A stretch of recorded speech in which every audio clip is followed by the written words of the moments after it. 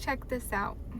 A federal judge has thrown out what he called an outrageous and largely fictional attempt by the Trump administration to imprison a Honduras immigrant for over 20 years for allegedly injuring a federal agent. U.S. District Judge Xavier Rodriguez, a George W. Bush appointee, dismissed the indictment, concluding that the federal agent's injury was caused while breaking the man's car window. In his ruling, Judge Rodriguez called the government description of the stop largely fictional, pointing to a variety of issues with the stop. 1, agents lacked a warrant.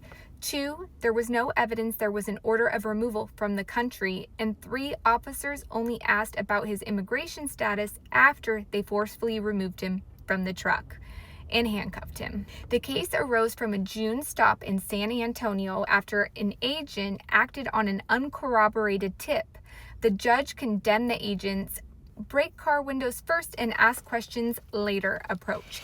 He called the government's conduct outrageous and the government's prosecution a largely fictional narrative. Rodriguez detailed numerous failures from the flawed tip to the lack of a warrant or probable cause. Although the criminal charges were dismissed, the defendant remains in detention, pending an immigration hearing. There was clear Fourth Amendment issues. The central legal flaw in the government's case, as Judge Rodriguez found, is the unlawful nature of the stop and seizure. The Fourth Amendment protects individuals from unreasonable search and seizures by the government. In this case, the agents lacked a warrant, lacked probable cause, and relied solely on an uncorroborated tip to justify the stop.